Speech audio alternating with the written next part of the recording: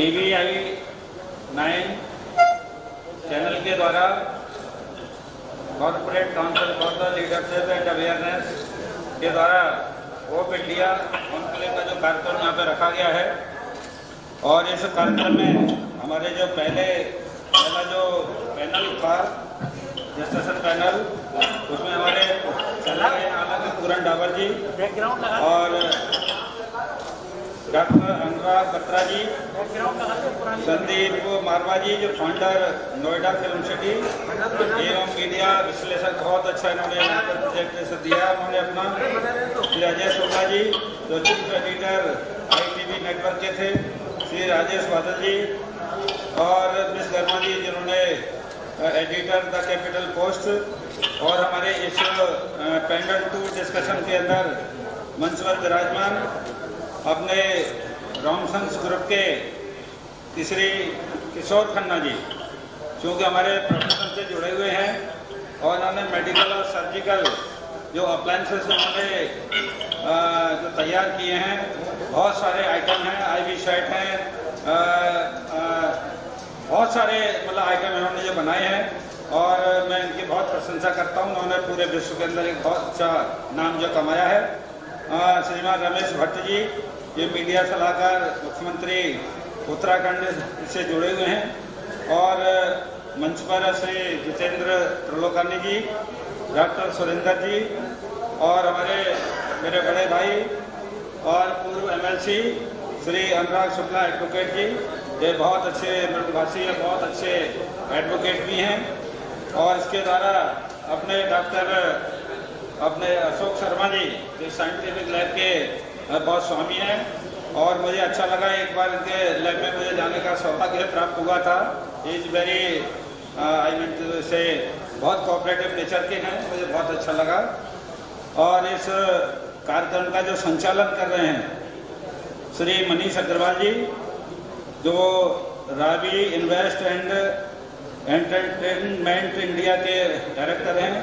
श्री अजय शर्मा जी जो CCLA के महासचिव हैं, श्री ब्रजेश शर्मा जी CCLA के समन्वयक, और श्री RN शर्मा जी जिनका निरंतर मेरी इनसे बातचीत होती रहती है, ये भी CCLA के उपाध्यक्ष हैं, वाइस प्रेसिडेंट हैं, और श्री अभी अजय दिल्ली के पूर्व छात्र रहे हैं जिनका आपने अभी उद्बोधन सुना, श्री गुरु स्वरूप श्रीवास्तव जी, और अध्यक्ष association of progressive schools of Agra अफसा के डॉक्टर सुशील गुप्ता जी चले गए, सनातन साहू जी, डॉक्टर सुरेंद्र भागवत जी और शत्रुघ्न सिंह चौहान जी और डॉक्टर मुकेश गोयल जी। ये आज से करीब 15 दिन पूर्व श्री अजय शर्मा जी ने मुझसे कांटेक्ट किया, उस कार्यक्रम में आने का अनुरोध किया, और कल रात को भी मेरी इनसे बातचीत हुई। मैंने कहा भाई अजय जी मैंने अपना कोरोना टेस्ट कराया है और स्टैंड की जो रिपोर्ट थी नेगेटिव थी, और मेरी रिपोर्ट आज सुबह आनी है, और क्या आएगी मैं बता नहीं सकता, लेकिन अभी मंसूरी बैठा हुआ था त्रिलोकानी जी बैठे हुए, डॉक्टर सुरेंद्र जी DM का फोन आया कि आपकी रिपोर्ट नेगेटिव है, तो थोड़ा सा तो ये आज पैनल डिस्कशन ये हुआ है। साथियों मैं कहना चाहता हूँ कि होप इंडिया, मैं ये कहता हूँ कि आज देश के प्रधानमंत्री नरेंद्र मोदी जी हैं तो सब कुछ संभव है, और सब कुछ है, आपकी जितनी भी होप है वो उनसे आपकी ये पूरी यह हो रही है। आप कभी सोच नहीं सकते थे, जिस देश को सोने की चिड़िया कहा जाता था, और किस तरह अंग्रेज आए, ईस्ट इंडिया कंपनी आई, उनके माध्यम से डिवाइड एंड रूल के माध्यम से राजाओं को अलग अलग किया गया। हमारे देश पर 200 साल उन्होंने शासन किया, और उसके पश्चात जो 70 साल के बीच में एक कालखंड रहा कि दूसरे दलों की सरकारें रहीं, उन्होंने देश को किस तरह से बहुत सारे जम्मू कश्मीर के बारे में सबको मालूम है, धारा 370 ये लगी उनके टाइम पर, लेकिन मोदी जी ने जो हमारा जो मुद्दा था उस मुद्दे को लेकर के चले थे कि धारा 370 हमको हटानी है, 35A हटानी है, राम मंदिर का हमें निर्माण करना है, और घुसपैठ हमको रोकनी है। ये बहुत सारे ऐसे मुद्दे थे, CAA वो जो बिल लेकर के आए, तो ये सब जब मोदी जी आए तभी सफल हुआ।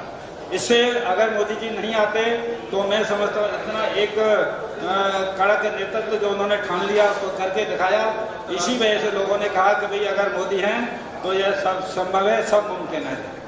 इसी वजह से कल आपने 5 तारीख को देखा कितना भव्य मंदिर, 500 साल की लड़ाई, अदालत कांग्रेस उसमें रोड़े हमेशा अटकाती रही। जिस दिन इसका राम मंदिर का तारीख तय की गई उस दिन भी राहुल गांधी ने अपने किसी चेले को भेज करके हाई कोर्ट में उस पर स्टे लेने का प्रयास किया, लेकिन कोर्ट ने उसको जब खारिज कर दिया। मतलब अंत समय तक, इससे पहले अपने जो कपिल सिब्बल थे किस तरह कोर्ट के अंदर कहा कभी लोकसभा के चुनाव के बाद इसका फैसला होना चाहिए, चुनाव से पहले नहीं आना चाहिए, अदरवाइज चुनाव जो प्रभावित होगा। लेकिन कोर्ट ने, सुप्रीम कोर्ट ने, हम उनको धन्यवाद देना चाहते हैं रंजन गोगोई जी को, जो चीफ जस्टिस ऑफ इंडिया, उन्होंने पूरा सुन करके एक टाइम बाउंड उन्होंने फैसला दिया और देश हित में दिया। और आज उसको जो 5 तारीख को नींद रखी गई है, और ये सारे मुद्दे, बहुत सारे लोगों ने कहा कि भाई वो ISI हमला कर देगी, ये कर देगा, तमाम डराने की बातें। धारा आज कश्मीर के अंदर धारा 370 हटी है तो आप वहाँ पर ये कश्मीर के अंदर विकास भी होगा और बहुत सारी वहाँ पर योजनाएं लागू की जा रही हैं। तो मैं बस मैं इतना ही कहना चाहता हूँ कि यहाँ पर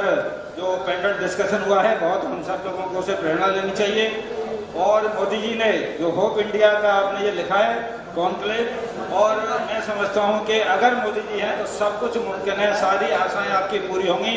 आप जो NRC और यूनिफॉर्म सिविल कोड ये और बाकी है, और बाकी के बाद में हम जो PFO को लेना है, बस यही हमारे मुद्दे शेष रह गए। बहुत बहुत धन्यवाद। यहाँ पर मंच पर हमारे जो साथी बैठे हुए हैं, हमारे अनुराग शुक्ला जी हमारे बहुत ज्ञानी आदमी है, मैं उनको सबको प्रणाम करते हुए विदा लेता हूँ। बहुत बहुत धन्यवाद।